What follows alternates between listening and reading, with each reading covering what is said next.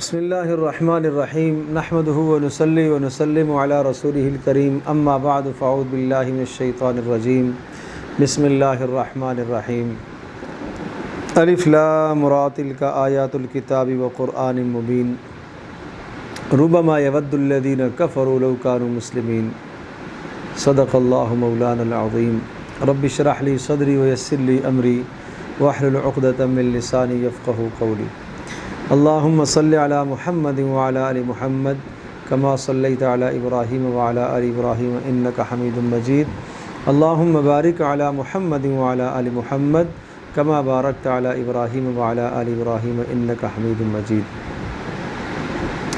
14ویں سپارے میں سورۃ الحجر اور سورۃ النحل یہ دو صورتیں ہیں۔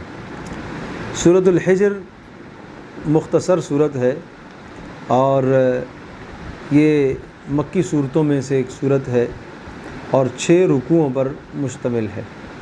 اس سے پہلے سورہ ابراہیم تھی اور اس سے پہلے سورہ رعد تھی، تو یہ سورہ رعد، سورہ ابراہیم اور سورۃ الحجر یہ 3 صورتیں تقریباً ایک ہی طرح کی ہیں، مختصر صورتیں ہیں، بہت زیادہ طویل بھی نہیں اور بہت زیادہ مختصر بھی نہیں، یہ متوسط صورتوں میں سے شمار کی جاتی ہیں۔ تو سورۃ الحجر کا جو موضوع ہے وہ موضوع ہے کہ قیامت کے دن کافر لوگ بھی حسرت اور تمنا کریں گے کہ ہائے کاش ہم بھی مسلمان ہو جاتے، ایک مرتبہ دنیا میں کلمہ پڑھ لیتے۔ یہ اس وقت کی بات ہوگی کہ جب اللہ تبارک و تعالیٰ جنت والوں کے لیے جنت کا فیصلہ اور جہنم والوں کے لیے جہنم کا فیصلہ فرمائے گا، اور اس کے ایک عرصے کے بعد پھر وہ لوگ جو صاحب ایمان ہوں گے لیکن جن کی زندگیوں میں گناہ غالب ہوئے ہوں گے، وہ ان کو اپنے ایمان کی وجہ سے جہنم سے نکال دیا جائے گا، اور جب جہنم سے وہ نکل آئیں گے اور ان کے لیے جنت کے فیصلے ہو جائیں گے، کچھ وقت تک ان کے چہروں پر جہنمی ہونے کا نشان لگا ہوا ہوگا، پھر اللہ اپنے فضل سے وہ بھی ختم کرے گا۔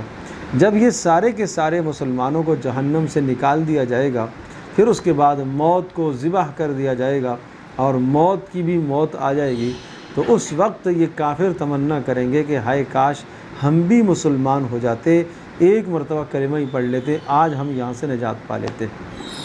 اور مفسرین نے لکھا ہے کہ اس وقت کافروں کو جہنم کے اندر صندوقوں میں بند کر کے باہر سے تالے لگا دیے جائیں گے، اور وہ آگ کے صندوق اور آگ ہی آگ، اب ان کی کوئی وہاں فریاد نہیں سنی جائے گی، اب ان کا کوئی واویلا نہیں سنا جائے گا۔ اس وقت تمنا کریں گے ربما یود الذین کفروا لو کانوا مسلمین، کافر تمنا کریں گے ہائے کاش کہ ہم بھی مسلمان ہو جاتے۔ لیکن اس وقت کی یہ تمنا، اس وقت کی یہ حسرت اور اس وقت کی یہ زاری کرنا یہ بیکار ہے۔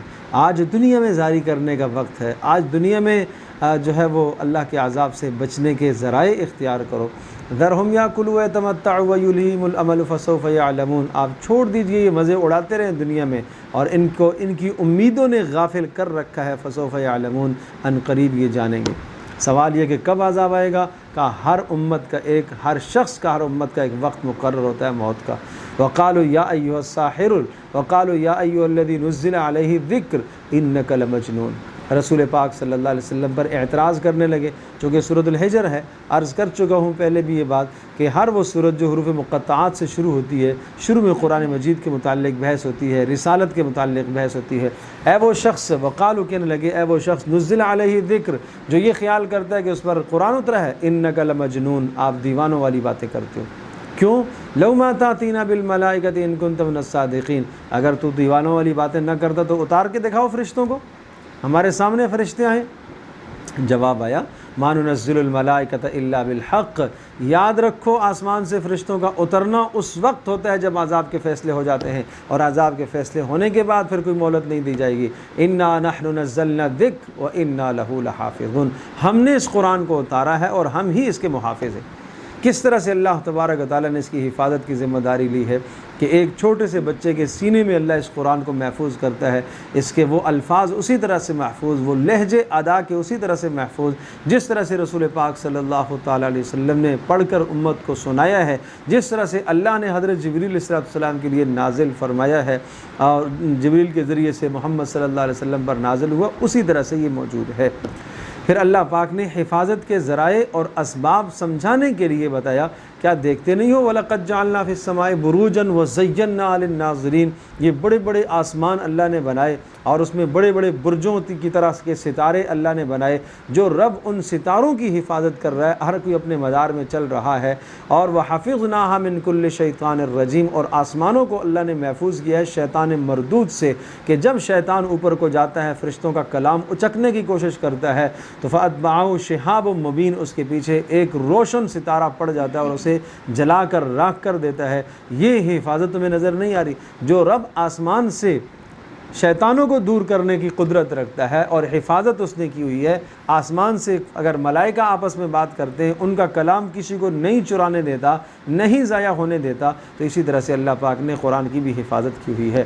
اسی طرح سے وَالْأَرْضَ مَدَدْنَاهَا وَأَلْقَيْنَا فِيهَا رَوَاسِيَ، زمین کو اللہ نے تھاما ہوا ہے، اس کو اللہ نے ارتعاش سے، حرکت کرنے سے، اضطراب سے اللہ نے اس کو محفوظ فرمایا ہے، اور انسان کی روزی کے اسباب اللہ نے اس میں محفوظ فرمائے، پانی اس میں محفوظ فرمایا ہے، اور ہواؤں کے اندر اللہ تبارک و تعالیٰ نے یہ طاقت رکھی ہے کہ وہ بڑے بڑے بادلوں کو، بڑے بڑے پانیوں کو دائیں بائیں منتقل کرتی ہیں۔ فرمایا فَأَسْقَيْنَاكُمُوهُ وَمَا أَنْتُمْ لَهُ بِخَازِنِينَ، تم ان سب چیزوں کو خزانہ کرنے والے نہیں تھے۔ جس طرح سے یہ ہماری حفاظت کے اسباب ہیں، اسی طرح سے قرآن مجید کی حفاظت بھی ہم کریں گے۔ اور اِنَّا نَحْنُ نُحْيِي وَنُمِيتُ وَنَحْنُ الْوَارِثُونَ، اور فرمایا کہ ہم موت و حیات کے مالک ہیں اور ہم ہی تمہارے وارث ہیں۔ جس طرح سے موت و حیات کی ملکیت اور قبضہ اور قدرت اللہ کے پاس ہے، اسی طرح سے اللہ نے اس قرآن مجید کو بھی محفوظ فرمایا ہوا ہے۔ وَلَقَدْ خَلَقْنَا الْإِنسَانَ مِنْ صَلْصَالٍ مِّنْ حَمَإٍ مَسْنُونٍ، آگے انسان کی تخلیق کو بیان فرمایا اس رکوع میں، اور یہ سمجھایا کہ بات شروع میں آئی تھی کہ اس صورت کا جو موضوع ہے وہ کیا ہے، کہ قیامت کے دن کافر حسرت کریں گے کہ ہائے کاش ہم بھی مسلمان ہو جاتے۔ تمہیں اسلام سے کون چیز روک رہی ہے؟ شیطان تمہیں اس دنیا کے اندر روکے گا، یہ تمہارا ازلی دشمن ہے۔ وہ اعمال جو تمہارے ایمان کے اندر تقویت پیدا کرنے والے ہیں، ان اعمال سے یہ تمہیں ہمیشہ روکے گا، یہ تمہارا ازلی دشمن ہے، اس سے تم نے بچ کے رہنا ہے۔ ان المتقین فی جنات وعیون، جنت کا منظر اللہ نے بیان فرمایا اور جہنم کے احوال بھی بیان فرمائے۔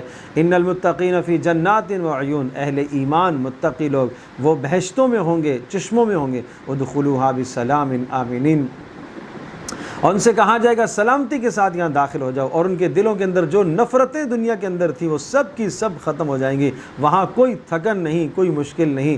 نبئ عبادی انی انا الغفور الرحیم، یہ بڑی عجیب آیت ہے۔ میرے بندوں کو یہ بتا دیجئے میں بخشنے والا مہربان ہوں، اور یہ بھی بتا دیجئے وَأَنَّ عَذَابِي هُوَ الْعَذَابُ الْأَلِيمُ، میرا عذاب بھی بڑا سخت ہے، دردناک عذاب ہے، اور دنیا کے اندر بھی عذاب کے نمونے، اور جہنم کو بھی میں نے عذاب کے لیے تیار کر کے رکھا ہے۔ پھر دنیا کے عذاب کے نمونے یہاں بیان کرنے کے لیے حضرت لوط علیہ السلام کی قوم کا قصہ سنایا کہ یہ دیکھا ہے کہ دنیا میں عذاب کا نمونہ، اور اسی طرح سے اصحاب حجر یعنی حضرت صالح علیہ السلام کی قوم کے احوال کو سنائے، اور یہ وہ قومیں تھیں اور وہ بستیاں تھیں کہ اہل مکہ جب تجارت کے لیے جایا کرتے تھے تو راستے میں یہ کھنڈرات ان کے دیکھتے تھے۔ کہا وَإِنَّهَا لَبِسَبِيلٍ مُقِيمٍ، اور إِنَّ فِي ذَلِكَ لَآيَةً لِّلْمُؤْمِنِينَ، اس میں بڑی نشانیاں ہیں اور بڑی نشانیاں ہیں، اور یہ کھلی شاہراہوں پر ہیں تمہارے لیے، اور جب تم یہاں سے گزرتے ہو تو کھنڈرات دیکھو کس طرح سے اللہ تبارک و تعالیٰ نے ان کے غروروں کو، تکبر کو، اللہ تبارک و تعالیٰ نے ان کے غرور اور تکبر کو کس طرح سے خاک میں ملایا۔ اصحاب الایکۃ لظالمین، اصحاب الایکہ کا تذکرہ، شعیب علیہ السلام کی قوم کا تذکرہ، فانتقمنا منہم وَإِنَّهُمَا لَبِإِمَامٍ مُبِينٍ، اور اللہ نے ایمان والوں کو محفوظ فرمایا۔ یہ انتہائی اختصار کے ساتھ قوموں کے احوال یہاں پر ذکر کر دیے، اس لیے کہ یہاں مقصود کیا ہے؟ حسرتوں کو بیان کرنا، کہ جب عذاب آتا ہے تو پھر کافر حسرتیں کرتے ہیں۔ ان قوموں نے بھی اسی طرح سے حسرتیں کی ہیں، لیکن کوئی حسرتیں ان کو کام نہیں آئیں۔ فما اغنى عنهم ما كانوا يكسبون، جو کچھ کمایا محنت کی کوئی کام نہ آیا۔ اور آسمان اور زمین جو اللہ نے بنائے بیکار نہیں ہیں، یہ سب کے سب اللہ پاک کی قدرت کاملہ کے بڑے دلائل ہیں۔ اور فَاصْفَحِ الصَّفْحَ الْجَمِيلَ، آپ درگزر کرتے رہے، تیرا پروردگار خوب پیدا کرنے والا اور جاننے والا ہے۔ آپ کو اللہ پاک نے عظیم الشان کلام عطا فرمایا، سبع من المثانی، بار بار پڑھے جانے والی وہ سورۃ الفاتحہ، اور عظیم قرآن اللہ پاک نے آپ کو عطا فرمایا۔ لا تمدن عینیک الی ما متعنا به ازواجا منہم، اللہ نے آپ کو کلام دیا ہے، آپ کی توسط سے آپ کی امت کو جو کلام ملا یہ عجیب اور غریب کلام ہے، اور یہ جس میں دنیا اور آخرت کی تمہاری بھلائی ہے۔ کافروں کے پاس دنیا کا ساز و سامان دیکھ کر تم حسرت مت کیا کرو، ولا تحزن علیہم، اور آپ غمگین بھی مت ہوا کرو اگر وہ ایمان نہیں لاتے۔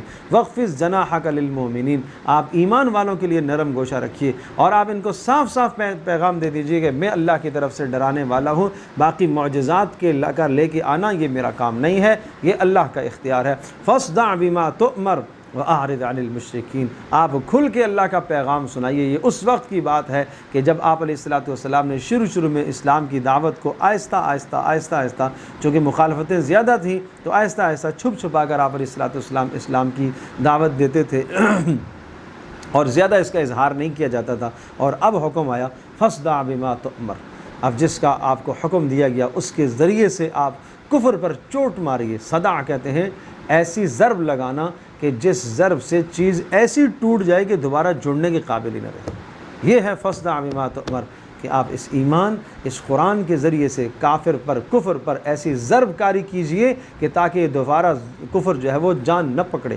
اور مشرکوں سے آپ اعراض کیجئے۔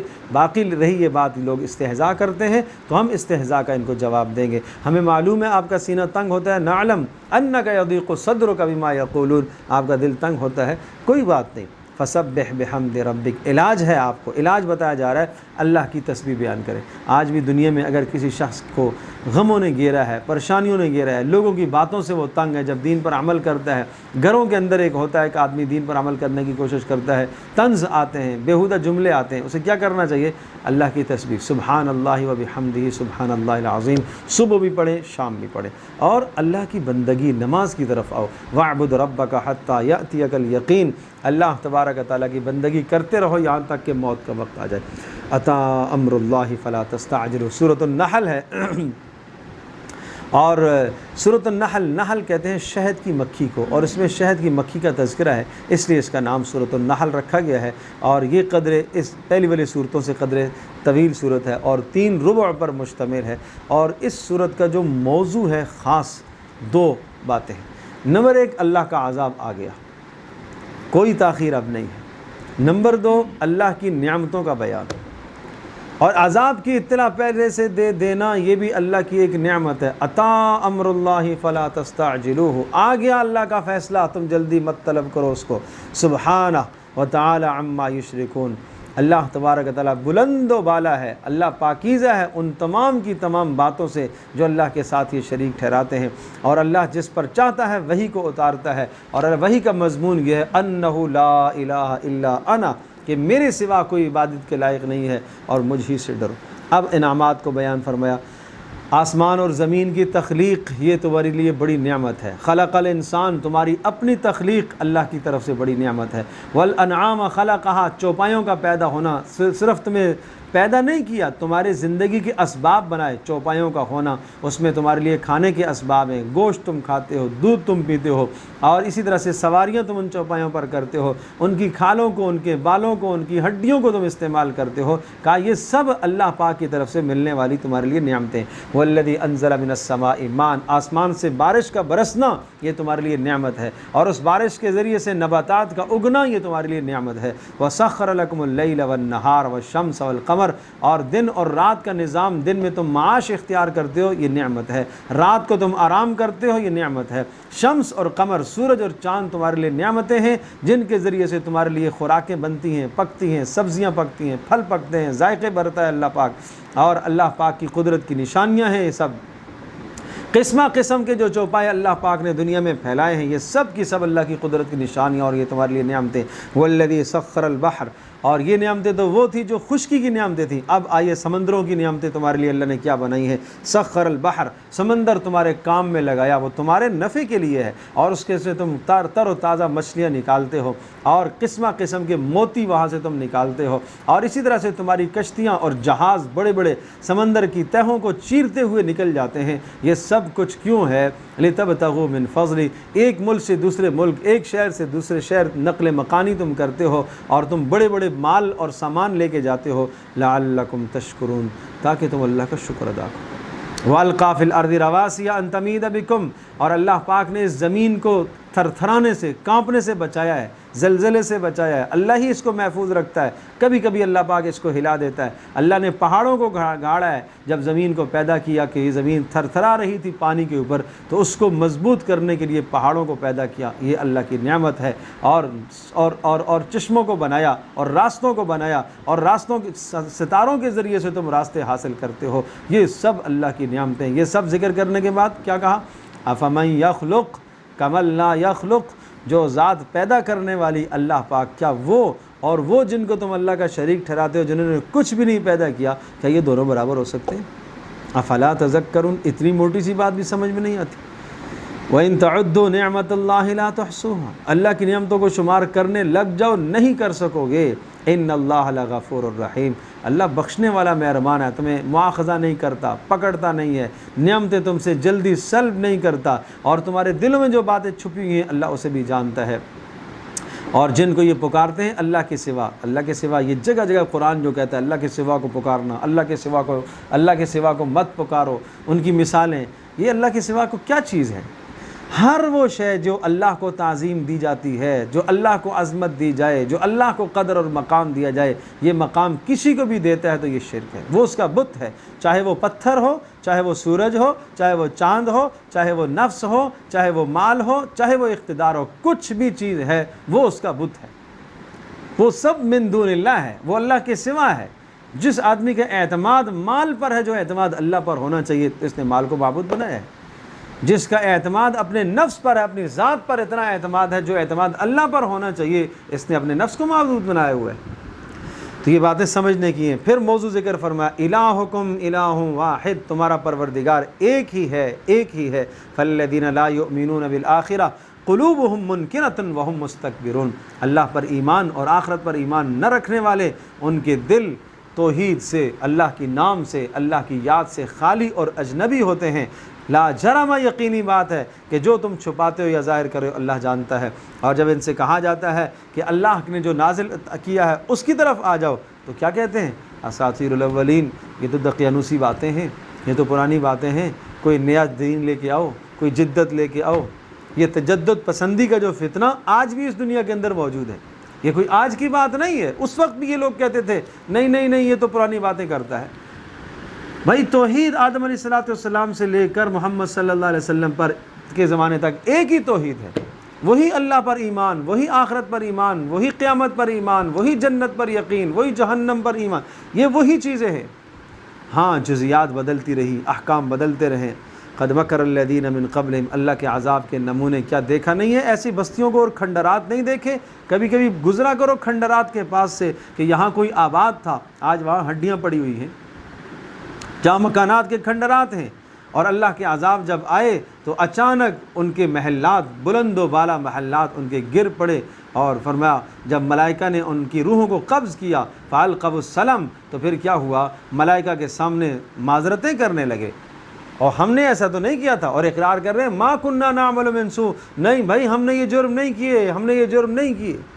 لیکن اب یہ معذرت کا ٹائم نہیں ہے، اب یہ حسرت کا وقت نہیں ہے۔ ان سے کہا جائے گا ادخلوا ابواب جہنم خالدین فیہا، داخل ہو جاؤ اس دہکتی جہنم کے اندر، ہمیشہ ہمیشہ رہو گے۔ لیکن ایمان والوں کے سامنے جب قرآن پڑھا جاتا ہے، یہ ایک آئینہ ہے، یہ آیات آئینہ ہیں، ان پر اپنے آپ کو پرکھ لو کہ جب ہمارے سامنے کوئی قرآن کی نصیحت کرتا ہے، حدیث کی بات ہمیں کہتا ہے، تو کیا ہمارا رویہ وہ ہے جو کافروں والا ہے، یا وہ رویہ ہے جو ایماندار کا رویہ ہونا چاہیے؟ کیا قالوا ماذا قال ربکم قالوا خیرا، جب ان کے سامنے کوئی بات پوچھی جاتی ہے، ہاں بھائی کیا مضمون ہے، تو کہتے ہیں خیرا، اچھا مضمون ہے، اللہ نے اچھا کلام اتارا، بہترین سیرت رسول کی، للذین احسنوا فی ہذہ الدنیا حسنہ ولدار الآخرۃ خیر، جس نے اس دنیا میں نیک اعمال کیے آخرت کا انجام اس کے لیے بہتر ہی بہتر ہے، اور یہ ان کے لیے جنتوں کے وعدے ہیں۔ اور جب ملائکہ ان کی روح نکالنے کے لیے آتے ہیں تو ملائکہ کہتے ہیں سلام علیکم ادخلوا الجنۃ بما کنتم تعملون، چلو سلامتی کے ساتھ جنت میں داخل ہو جاؤ، اس لیے کہ تم نے نیک اعمال دنیا میں کیے۔ وقال الذین اشرکوا لو شاء اللہ ما عبدنا من دونہ من شیء نحن ولا آباؤنا ولا حرمنا من دونہ من شیء، کبھی کبھی ایسا ہوتا ہے انسان اس دنیا میں گناہ کر رہا، نافرمانی کے راستے پر چل رہا، اللہ کی طرف سے عذاب نہیں آتا تو آدمی سمجھتا ہے کہ اگر میں غلط ہوتا تو اللہ کا عذاب آتا، اللہ کا عذاب نہ آنا اس بات کی دلیل ہے کہ میں ٹھیک ہوں۔ یہ شیطان پٹی پڑھاتا ہے، یہ شیطان اس طرح سے گناہ مزین کرتا ہے۔ فرمایا کذالک فعل الذین من قبلہم، ان سے پہلے بھی لوگوں نے اسی قسم کی باتیں کی تھیں۔ یہ اللہ کی طرف سے ایک مہلت ہوتی ہے، فہل علی الرسل الا البلاغ المبین، بھائی رسولوں کا کام پہنچا دینا ہے، رسولوں کا کام عذاب لانا بھی نہیں ہے، رسولوں کا کام جب عذاب آ جائے تو عذاب کو واپس لے جانا بھی اور دور کرنا بھی رسولوں کا کام نہیں ہے، وہ اللہ کا اختیار ہے۔ وَلَقَدْ بَعَثْنَا فِي كُلِّ أُمَّةٍ رَسُولًا أَنِ اعْبُدُوا اللَّهَ، ہر امت میں رسول آئے اور رسولوں نے آ کر یہ کہا اللہ کی بندگی کرو اور بتوں کی اور اللہ کے غیر کی پوجا سے بچو۔ فَمِنْهُمْ مَنْ هَدَى اللَّهُ، بعضوں کو اللہ نے رہنمائی دی اور بعضوں کے لیے گمراہی کے فیصلے ہو چکے۔ اور دیکھو فَسِيرُوا فِي الْأَرْضِ فَانظُرُوا كَيْفَ كَانَ عَاقِبَةُ الْمُكَذِّبِينَ، کیسا انجام ہوا ان جھٹلانے والوں کا، کیا انجام ہوا۔ اور یہ قسمیں کھا کر کہتے ہیں لا يبعث اللہ من يموت، اللہ پاک نہیں اٹھائے گا، بلا بلا کیوں نہیں، یہ اللہ کا وعدہ ہے، اللہ اس کو لوگ اس کو جانتے نہیں ہیں۔ ولیکن اکثر الناس لا يعلمون، لوگ اس بات کو نہیں جانتے ہیں، یہ وعدہ آنے والا ہے، یہ آنے والا ہے۔ وما ارسلنا من قبلک الا رجالا نوحی الیہم، رسالت پر اعتراض کرتے ہیں، ان کو بتا دیجئے آپ سے پہلے بھی انسانوں کی صورت میں ہی رسول آیا کرتے تھے۔ افامن الذین مکروا السیئات، اس بات سے بے خوف ہو گئے ہیں اللہ پاک زمین میں دھنسا دے، یا اللہ پاک کوئی اور اوپر سے عذاب لے آئے، یا اللہ پاک ان کو چلتے پھرتے گرفت کر لے۔ کیوں بے خوف ہو گئے ان تمام چیزوں سے؟ یہ نہیں دیکھتے کہ اللہ تبارک و تعالیٰ کے سامنے ہر شے سجدہ ریز ہو رہی ہے، آسمانوں میں بھی زمینوں میں بھی، اور جو ملائکہ اور سب کچھ، یا حتیٰ کہ جاندار بے جان سب کے سامنے، سب کے سب اللہ کے سامنے جھکے ہوئے ہیں اور سب اللہ کا خوف رکھتے ہیں۔ یہ سارے قدرت کے دلائل سمجھانا، یہ سب قرآن کی آیات کا سمجھانا، یہ اللہ کی نعمتیں ہیں، ان کو سمجھو۔ پھر فرمایا وقال اللہ لا تتخذوا الہین اثنین، بھائی اللہ نے کہا ہے، اللہ کا حکم ہے دو معبود مت بناؤ، خالق خیر اور خالق شر۔ یہ مشرکین کا عقیدہ تھا، خیر والا الگ ہے، شر والا الگ ہے، نہیں ایک ہی رب ہے، انما ہوا الہ واحد فایای فرحبون، اور سارا کا سارا اختیار اسی کے پاس ہے۔ اور یاد رکھنا وما بکم من نعمت، جو بھی نعمت آتی ہے اسی اللہ کے پاس سے آتی ہے، لیکن جب اللہ تبارک و تعالیٰ کی طرف سے کوئی حال اور تکلیف آ جاتا ہے اور اس تکلیف کے اندر اگر تم پڑ جاتے ہو، ثم اذا کشف الضر عنکم، اور پھر اس تکلیف کو اللہ ہٹاتا ہے تو پھر شرک میں مبتلا ہو جاتے ہیں۔ وَيَجْعَلُونَ لِمَا لَا يَعْلَمُونَ نَصِيبًا مِمَّا رَزَقْنَاهُمْ، جو ہم نے چیزیں دی ہیں ان چیزوں وہ خالص ہم نے دی ہیں، لیکن غیروں کو ٹھہراتے ہیں کہ فلاں نے بھی یہ دیا ہے، یہ فلاں کی اولاد مانگتے ہیں اللہ سے، شیطان وسوسہ ڈالتا ہے فلاں قبر پر لے جاؤ، وہاں چڑھاوا چڑھا کے آؤ، فلاں سے مانگو، فلاں سے مانگو، فلاں سے مانگو، تو یہ کیا کرتے ہیں؟ یہ شرک کرتے ہیں۔ وَيَجْعَلُونَ لِلَّهِ الْبَنَاتِ سُبْحَانَهُ وَلَهُم مَا يَشْتَهُونَ، عجیب بات، اللہ کے لیے بیٹیاں ٹھہراتے ہیں، کہتے ہیں ملائکہ اللہ کی بیٹیاں ہیں، یہ مشرکین عرب کا عقیدہ تھا۔ اور حالانکہ اپنا یہ حال ہے کہ ان کے گھر میں اگر کسی نے خوشخبری دے دی کہ تمہارے گھر میں بیٹی کی ولادت ہوئی ہے تو ظل وجہہ مسودًا وہو کظیم، سارا دن اس کا چہرہ سیاہ اور کالا ہو جاتا ہے۔ یہ عورت کی اہمیت تھی اس معاشرے میں، اللہ نے کیا عزت دی عورت کو کہ بیٹی ہونے کی حیثیت سے اس کو الگ عزت ہے، بیوی ہونے کی حیثیت سے اس کی الگ عزت ہے، ماں ہونے کی حیثیت سے اس کی الگ عزت ہے، بہن ہونے کی حیثیت سے اس کی الگ عزت ہے۔ بیٹی کے پیدائش پر یہ حال تھا یتوارا من القوم من سوء ما بشر به ایمسکوا علی ہون ام یدسہ فی التراب الا ساء ما یحکمون، کیا خیال ہے؟ یوں چھپایا پھرتا تھا منہ شکل کے آج مجھے کوئی مبارکبادی نہ دے تمہارے گھر میں بیٹی ہوئی ہے۔ آج بھی کسی مسلمان کا یہ نظریہ ہے، آج بھی بعض لوگوں کے اندر یہ سوچ پائی جاتی ہے، یہ ظلم کی بات ہے۔ بیٹی اللہ کی نعمت ہے، اللہ کی رحمت ہے، جیسے بیٹے اللہ کی رحمت ہیں، اللہ کی نعمتیں، اسی طرح سے بیٹیاں بھی اللہ تبارک و تعالیٰ کی نعمتیں ہیں، اللہ کی رحمتیں۔ آپ نے فرمایا جس نے 2 بیٹیوں کی پرورش کی اور بالغ ہونے پر اس کی پرورش کی، ان کو دین سکھایا، بالغ ہونے پر مناسب جگہ پر ان کی شادی کر دی، ایسے شخص کی جنت کے میں ضامن۔ ایک نے کہا 2 نہ ہو تو کہا 1 کی کر دی تو پر تب بھی اس کی جنت کے میں ضامن ہے۔ اسی طرح سے آپ نے فرمایا، کسی نے پوچھا اللہ کے رسول بیٹیاں نہ ہوں تو کہا اگر بہنوں کے ساتھ یہ سلوک کرے تو کہا ہاں بہنوں کے ساتھ بھی یہ سلوک کرے گا تب بھی میں اس کو جنت دلواؤں گا۔ اس عورت کی خدمت پر جنت مل رہی ہے، بیٹی کی تربیت پر جنت مل رہی ہے، بہن کی تربیت پر جنت کے وعدے آ رہے ہیں۔ وَلَوْ يُؤَاخِذُ اللَّهُ النَّاسَ بِظُلْمِهِمْ مَا تَرَكَ عَلَيْهَا مِن دَابَّةٍ، اللہ اگر عذابوں سے پکڑنا چاہے ان کے گناہوں کی وجہ سے تو اس دنیا کے اندر کوئی چوپایا، کوئی جاندار زندہ نہ بچے، اتنے گناہ ہیں، لیکن وَلَكِنْ يُؤَخِّرُهُمْ، اللہ درگزر کرتا ہے۔ وَيَجْعَلُونَ لِلَّهِ مَا يَكْرَهُونَ وَتَصِفُ أَلْسِنَتُهُمُ الْكَذِبَ، شرک کے اندر مبتلا ہیں، انہیں نہیں معلوم کہ اللہ تبارک و تعالیٰ کی قدرت کیا ہے۔ وَإِنَّ لَكُمْ فِي الْأَنْعَامِ لَعِبْرَةً، چوپایوں کے اندر تمہارے لیے کتنی نشانیاں ہیں کہ اللہ تبارک و تعالیٰ ان چوپایوں کے اندر سے ایک جن جانوروں کا تم دودھ استعمال کرتے ہو، گائے کا، بکری کا، بھینس کا، اونٹنی کا تم دودھ استعمال کرتے ہو، یہ کہاں سے آتا ہے؟ نسقیکم مما فی بطونہ من بین فرث ودم لبنا خالصا سائغا للشاربین، اس جانور کے پیٹ سے اور خون اور گوبر کے بیچ میں سے اللہ نکال کے لاتا ہے اس میں خون کا کوئی ذرہ آمیزش نہیں، اس میں گوبر کا کوئی ذرہ آمیزش نہیں۔ کیا نظام ہے اس خالق کا کہ اندر فلٹر ہو رہا ہے یہ دودھ؟ وہ کھایا کیا ہے اس جانور نے؟ بھوسا کھایا ہے، اور کیا؟ گھاس کھائی ہے، خوراک کیا ہے اس کی؟ لیکن کیا خوبصورت صاف اور شفاف دودھ، کبھی دودھ پیتے ہوئے اللہ کی اس نعمت کو سوچا ہے؟ اس لیے فرمایا اللہم بارک لنا فیہ وزدنا من، یہ دعا ہے، دودھ پیتے وقت اس دعا کو پڑھا جائے، اے اللہ اس میں مبارک، اس کو برکت، اس میں برکت عطا فرما، وزدنا منہ، اے اللہ یہ اور ہمیں عطا فرما۔ یہ دعا خود بھی پڑھیے، بچوں کو بھی پڑھائیے، کیا اللہ کی قدرت ہے۔ یہ تربیت کی بات بھی ہے کہ جب ہم اپنے بچوں کو دودھ پیش کریں تو یہ آیت سامنے ہونی چاہیے، یہ بچوں کو بتاؤ کہ یہ کہاں سے آیا، یہ اللہ کی قدرت کا کتنا بڑا مظہر ہے، کتنی بڑی نشانی ہے۔ وَمِن ثَمَرَاتِ النَّخِيلِ وَالْأَعْنَابِ، اور یہ پھلوں کو تم نہیں دیکھتے ہو، ایک ہی زمین سے سیراب ہوئے ایک ہی پانی سے سیراب ہوئے اور ذائقے بھی مختلف، رنگ بھی مختلف، سائز بھی مختلف، یہ کیا اللہ کی قدرت کی نشانیاں ہیں۔ وَأَوْحَىٰ رَبُّكَ إِلَى النَّحْلِ، یہ شہد کی مکھیوں کو تم نے کبھی دیکھا ہے؟ جو نظام انسان کا ہے، انسان کا نظام ملتا جلتا، اس کا نظام بھی انسانوں کی طرح کا نظام ہے۔ ایک پوری ان کی ایک فوج ہوتی ہے، اور اس فوج میں ایک ان کی ملکہ ہوتی ہے جس کے پاس اقتدار اور حکومت ہے۔ پھر ایک دستہ ان کا ایسا ہوتا ہے کہ جو انڈوں کی حفاظت کرتا ہے، ایک دستہ، ایک جماعت ان کی ایسے جو بچوں کی حفاظت کرتی، ایک دستہ ایسا شہد کی مکھیوں کا جو باہر سے پھول چن کر لے آتی ہیں، جمع کرتی ہیں۔ اور عجیب بات یہ کہ کئی کلومیٹر یہ سفر کرتی ہیں اور پھر واپس اپنے اسی جگہ پر پہنچتی ہیں، ان کو راستہ نہیں بھولتا۔ کہا یہ راستہ ان کو کس نے سمجھایا؟ یہ تیرے پروردگار نے سمجھایا، یہ تیرے رب نے ان کو راستہ سمجھایا۔ پھر ان کے پیٹوں سے نکلتا ہے یخرج من بطونہا شراب مختلف الوان فیہ شفاء للناس، اور اس میں مختلف رنگوں کا، وہ ذائقوں کا، مختلف ذائقوں کا، رنگوں کا وہ شراب، وہ پینے کی چیز، اور اس میں تمہارے لیے کتنی بیماریوں کی شفا ہے۔ ان فی ذلک لآیۃ لقوم یتفکرون، اللہ کی قدرت کی کتنی بڑی نشانیاں ہیں۔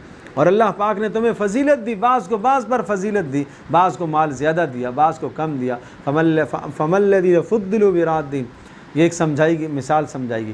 کیا ایسا تم کرتے ہو کہ تمہیں اپنے جو تمہارے پاس ملازم ہیں، خادم ہیں، نوکر ہیں، جو تمہارے مال سے کھاتے ہیں، کیا تم ایسا کرتے ہو کہ اپنے مال میں تم اتنا ان کو تصرف دے دو کہ تم اور وہ دونوں برابر ہو جاؤ؟ یعنی ملازم کو انسان اپنے برابر میں لے آئے، ایسا تو نہیں کرتا۔ تو کہا یہ کیسی بات کرتے ہو؟ کیا اللہ تبارک و تعالیٰ اپنی مخلوق کو اپنے برابر لے آئے گا؟ وہی اختیار اللہ پاک اس کو دے گا۔ جب تم اپنے لیے پسند نہیں کرتے تو اللہ کے لیے کہاں سے اختیار پسند کرتے ہو؟ اللہ کی قدرت کی نشانیاں اور نعمتیں، اللہ نے تمہیں اولاد دی ہیں اور تمہارے درمیان میں جوڑے مقرر کیے، اور اولادوں کی اولادیں، یہ سب اللہ کی نعمتیں ہیں۔ اللہ کے لیے قیامت کا قائم کرنا کوئی مشکل نہیں ہے۔ وما امر الساعہ الا کلمح البصر، اور فرمایا یہ قیامت کا قائم کرنا ایک پل جھپکنے کی طرح ہو جائے گا۔ اللہ اخرجکم من بطون امہاتکم، علم ایک بہت بڑی نعمت ہے۔ اللہ پاک نے جب تمہیں پیدا کیا تو تم کچھ بھی نہیں جانتے تھے، اللہ نے علم کے ذرائع پیدا کیے، علم کے اسباب پیدا کیے، اور اسی طرح سے فضاؤں میں پرندوں کو دیکھو گے، اللہ کی قدرت کی نشانیاں ہیں۔ اللہ نے تمہیں گھر دیے، ایک نعمت کو اللہ بیان کرتا ہے۔ گھر ادنا قسم کا، اعلیٰ قسم کا، متوسط قسم کا، تینوں گھر یہاں ذکر ہیں۔ واللہ جعل لکم من بیوتکم سکنا، اللہ نے اعلیٰ قسم کے تمہیں گھر دیے۔ وجعل لکم من جلود الانعام بیوتا تستخفون، متوسط قسم کے گھر، خیمے، ان خیموں کو تم کسی جگہ پر گھاڑ لیتے ہو سفر کے دوران اور ان کے نیچے تم اپنی وقت گزارتے ہو، رات گزارتے ہو، اسی طرح سے جانوروں کے بالوں میں، کھالوں میں تمہارے لیے کتنے فائدے ہیں۔ اور ادنا قسم کا گھر بھی تو اللہ نے تمہیں دیا ہے، یہ پہاڑوں میں بڑی بڑی غاریں۔ تو مطلب یہ ہوا کہ اگر وہ اعلیٰ قسم کا گھر نہ تو پھر اب متوسط قسم کا وہ بھی نہیں ہے، تو ادنا قسم کا گھر بھی اگر تمہیں میسر ہے تو تب بھی اللہ کی نعمت ہے۔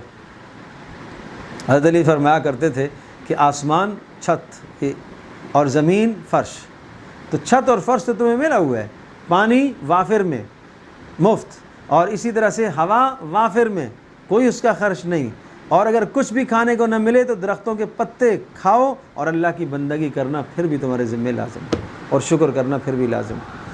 اللہ کی نعمتوں کو پہچان کے پھر بھی انکار کرتے ہو۔ وَيَوْمَ نَبْعَثُ مِنْ كُلِّ أُمَّةٍ، پھر قیامت کے کچھ مناظر ذکر کیے۔ إِنَّ اللَّهَ يَأْمُرُ بِالْعَدْلِ وَالْإِحْسَانِ، یہ وہ آیت ہے جس کو خطبوں میں پڑھا جاتا ہے، اور یہ جامع آیت ہے، 3 باتوں کا حکم 3 چیزوں سے روکا گیا۔ یأمر بالعدل، اللہ عدل کا حکم دیتا ہے، اعتدال کا، انصاف کا حکم دیتا ہے، احسان بھلائی کا، اللہ کے ساتھ احسان، اللہ کی بندگی ایسے کرو گویا کہ آپ اللہ کو دیکھ رہے ہیں، اور لوگوں کے ساتھ احسان، لوگوں کے ساتھ بھلائی کرو، وَإِيتَاءِ ذِي الْقُرْبَى، قرابت داروں کے ساتھ اچھا سلوک، اور اللہ تمہیں روکتا ہے بے حیائی سے، زنا سے، منکرات سے، اور یہ اللہ تمہیں نصیحت کرتا ہے تاکہ تم نصیحت کو قبول کرو۔ اور پھر سمجھایا اس دنیا میں جو کچھ بھی تمہارے پاس ہے، ما عندکم ینفد وما عند اللہ باق، جو تمہارے پاس ہے ختم ہونے والا ہے، جو اللہ کے پاس ہے ہمیشہ رہنے والا ہے۔ صحت تمہاری ختم ہونے والی ہے، شکر جو کیا باقی رہ جائے گا۔ مال تمہارے پاس ختم ہونے والا ہے، مال پر جو شکر کیا باقی رہ جائے گا، مال جو خرچ کیا باقی رہ جائے گا۔ اسی طرح سے تمہاری زندگی ختم ہونے والی ہے، اس کو اللہ کے دین میں لگا لیا، یہ باقی رہ جائے گا۔ اور قرآن کے آداب سمجھائے، جب تلاوت کرو تو اعوذ باللہ من الشیطان الرجیم پڑھ کے آیا کرو، چونکہ قرآن کی تلاوت کے وقت میں شیطان وسوسے ڈالے گا۔ یاد رکھنا شیطان کا اختیار اسی پر چلتا ہے کہ جو شرک کرنے والا ہوتا ہے۔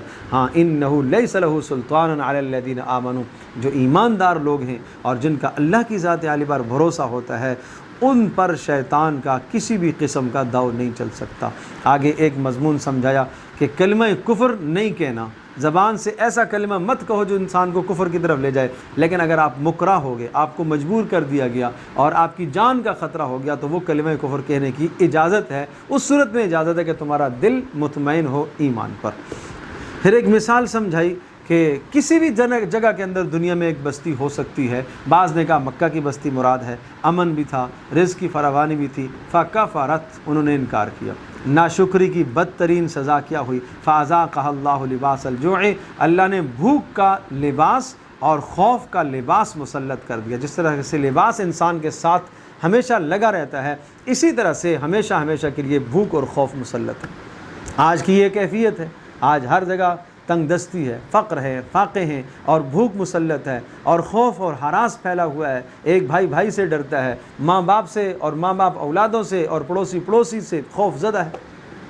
یہ سب اس ناشکریوں کے نتیجے، ناشکری کے نتائج ہیں۔ اور پھر فرمایا کہ جو اللہ نے حلال قرار دیا اس کو اختیار کرو، حرام سے اپنے آپ کو بچو۔ ابراہیم علیہ السلام کی آخر میں مثال دی، ان ابراہیم کان امۃ قانتا للہ حنیفا، ایک شخص ہو کر اتنی اللہ کی عبادت کی، ایسا کام کیا، ایسی محنت کی جیسے کہ ایک جماعت کیا کرتی۔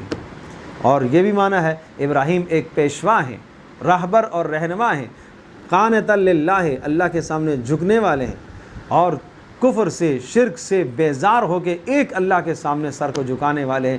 چونکہ اس صورت کا موضوع نعمتیں تھا، شاکر لانعمہ، تو ابراہیم اللہ کی نعمتوں کا شکر گزار ہیں، شکر گزار کرنے اور شکر ادا کرنے والے۔ اجتباہ، اللہ نے ان کو منتخب کیا ہے، اور آخرت میں اللہ پاک ان کو نیکوکاروں میں اٹھائے گا۔ اور پھر رسول اکرم صلی اللہ علیہ وسلم کو حکم دیا، ادعو الی سبیل ربک بالحکمۃ والموعظۃ الحسنہ، آپ حکمت کے ساتھ اور بہترین واعظ کے ساتھ آپ لوگوں کو سمجھائیے۔ جہاں بحث مباحثے کی ضرورت ہو، احسن طریقے سے بحث مباحثے کی بھی اجازت ہے۔ اور وَاصْبِرْ وَمَا صَبْرُكَ إِلَّا بِاللَّهِ، جو اذیتیں آتی ہیں دین کو پہنچانے پر، ان اذیتوں کو، ان تکلیفوں کو برداشت کرنا ہے اور اپنے سینے کو تنگ نہیں کرنا۔ وَلَا تَكُ فِي ضَيْقٍ مِّمَّا يَمْكُرُونَ، جو آپ کے خلاف منصوبے بنا رہے ہیں آپ پریشان نہ ہوں۔ ان اللہ مع الذین اتقوا، جو گناہوں سے بچتے ہیں، تقوی اختیار کرتے ہیں، جو مخلص ہوتے ہیں، اللہ پاک کی مدد ان کے ساتھ ہوگی، تو اللہ کی مدد آپ کے ساتھ رہے گی۔ وآخر دعوانا الحمدللہ رب العالمین۔